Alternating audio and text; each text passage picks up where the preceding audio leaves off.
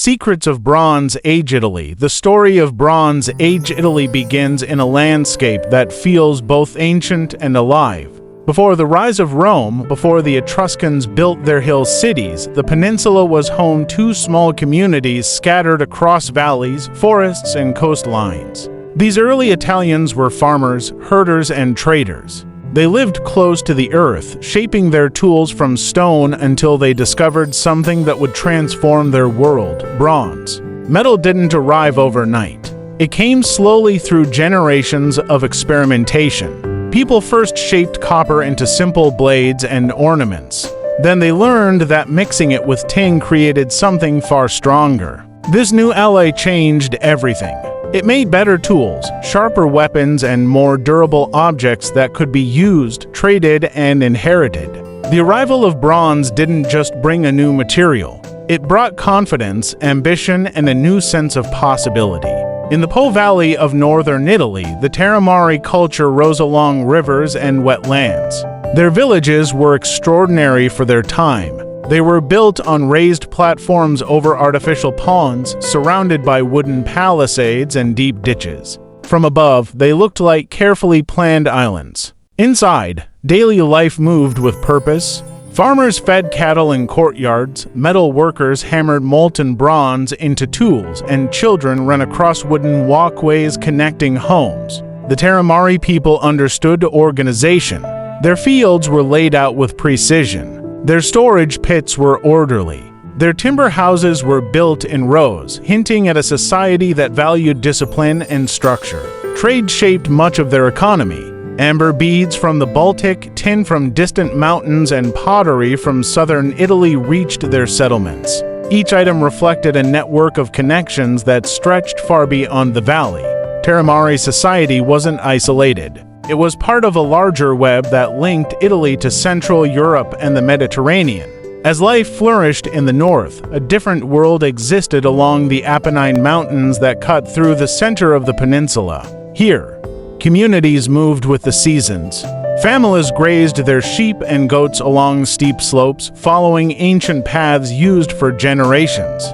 Their pottery carried distinctive patterns that looked like woven textiles. They lived in huts built from timber and straw, scattered across highland clearings and sheltered valleys. The Apennine people didn't leave large buildings behind, but they left a cultural footprint across nearly the entire peninsula. Their mobility made them carriers of ideas. They traded with coastal groups, learned from metal workers in the lowlands, and connected communities separated by forests and mountains. Their rituals centered around springs, caves, and natural landmarks. People believed these places held power. Offerings of bronze blades, clay vessels, and small figurines were left in these sacred spots.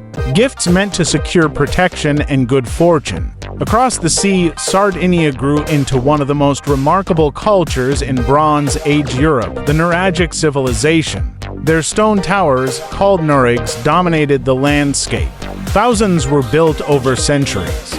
Some were simple single towers. Others were part of large complexes with walls, courtyards, and inner chambers. They weren't just military structures.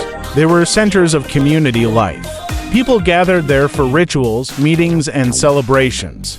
Within these towers, bronze figurines were crafted with striking detail.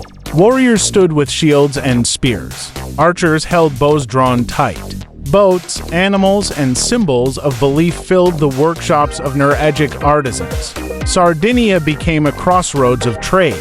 Ships from the eastern Mediterranean arrived with pottery, textiles, and exotic goods. In return, Sardinia provided bronze, skilled craftsmanship, and strategic ports. The island developed a reputation for its metal work.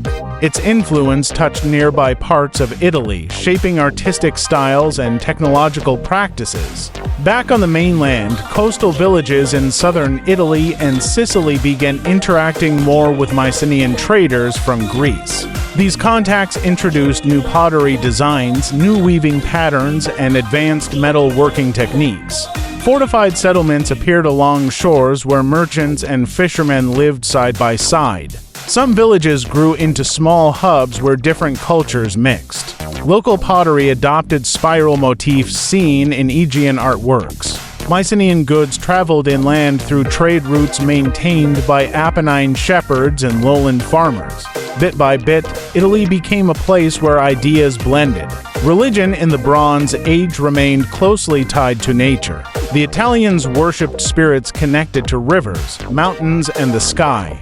They believed that storms carried messages, that springs had healing properties, and that caves were gateways to unseen realms.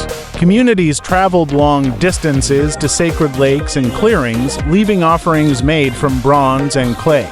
Some of these offerings remain perfectly preserved underwater, untouched for thousands of years. They tell stories of devotion, fear, hope, and gratitude. As the centuries passed, the landscape changed. Climate shifts, environmental pressures, and evolving trade routes forced communities to adapt. Some Terramare settlements were abandoned when water systems failed or farmland declined.